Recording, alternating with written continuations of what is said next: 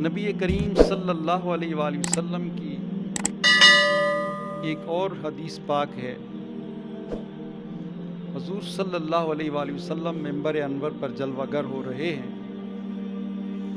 حضور پہلی سیڑھی پر قدم رکھتے ہیں تو فرماتے ہیں آمین، دوسری سیڑھی پر قدم رکھا تو کہا آمین، تیسری سیڑھی پر قدم رکھا تو پھر یہی الفاظ حضور نے ارشاد فرمائے آمین۔ صحابہ نے عرض کی یا رسول اللہ، یہ آمین کہنے کا مطلب کیا ہے؟ میرے آقا نبی کریم صلی اللہ علیہ وآلہ وسلم نے فرمایا کہ جب میں منبر پر بیٹھنے لگا تو میرے پاس حضرت جبریل حاضر ہوئے اور وہ ایک دعا کر رہے تھے اور میں نے اس کی دعا پر آمین کہا۔ اندازہ لگائیں، دعا کرنے والے جبریل ہوں، آمین کہنے والے خود نبی کریم صلی اللہ علیہ وآلہ وسلم کی ذات اقدس ہو، تو اس دعا کی اہمیت کیا ہے اور پھر وہ قبول کیوں نہیں ہوگی؟ حضور صلی اللہ علیہ وآلہ وسلم آپ نے فرمایا جب میں نے پہلا قدم رکھا پہلی سیڑھی پر تو جبریل نے یوں دعا کی کہ اللہ وہ رحمت سے محروم رہے جس نے رمضان شریف کو پایا لیکن اپنے گناہوں کی بخشش نہ کروا سکا۔ یعنی اس سے بڑا بدبخت کون ہو سکتا ہے کہ جس کے پاس اتنی رحمتوں، برکتوں، بخششوں والا مہینہ آیا اور پھر وہ غفلت میں پڑا رہا۔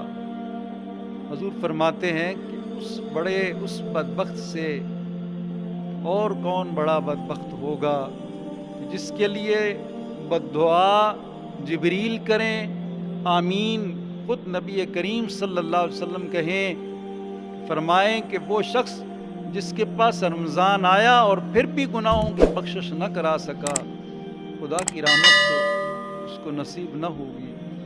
پھر دوسرا حضور نے ارشاد فرمایا، دوسری دعا یہ جبریل نے کی کہ یا اللہ جو شخص اپنے والدین میں سے دونوں کو یا ان میں سے کسی ایک کو جس نے پایا اور ان کی خدمت کر کے وہ جنت حاصل نہ کر سکا تو وہ بھی تیری رحمت سے محروم رہے۔ حضرت جبریل نے یہ دعا کی اور مصطفیٰ کریم نے اس پر آمین کہا۔ تو ماں باپ کی خدمت کرنا اور خدمت کر کے جنت حاصل کرنا اگر کوئی نہ کر سکے تو وہ بھی بڑا بدبخت ہے۔ اور اللہ ہم سب کو جن کے والدین زندہ ہیں ان کی خدمت کی توفیق عطا فرمائے، اور جن کے وفات پا چکے اللہ تعالیٰ ان کی مغفرت فرمائے۔ تیسرا حضور صلی اللہ علیہ وآلہ وسلم نے فرمایا، جبریل یہ دعا کر رہا تھا کہ یا رسول اللہ جس کے سامنے آپ کا پاک نام لیا جائے، آپ کا نام پاک جس کے سامنے ذکر کیا جائے اور وہ آپ پر درود نہ پڑھے تو وہ بھی اللہ کی رحمت سے محروم رہے۔ حضور فرماتے ہیں میں نے اس پر آمین کہا۔ یعنی وہ کتنا بدبخت شخص ہے کہ جس کے سامنے مصطفیٰ کریم آقا کا نام لیا جائے، اللہ کے پیارے محبوب کا نام لیا جائے اور پھر وہ حضور پر جھوم جھوم کے درود نہ پڑھنا شروع کر دے تو وہ بھی بڑا بدبخت ہے۔ حضور فرماتے ہیں یہ جبریل نے کہا کہ یا اللہ اس کو اپنی رحمت سے محروم کر دے۔ میں نے اس پر آمین کہا کہ جس کے سامنے میرا نام لیا جائے اور وہ مجھ پر درود نہ پڑھے۔ جو شخص حضور پر درود پڑھتا ہے، حضور فرماتے ہیں تو نے ایک بار درود پڑھا اللہ تعالیٰ تجھے 10 رحمتیں عطا فرمائے۔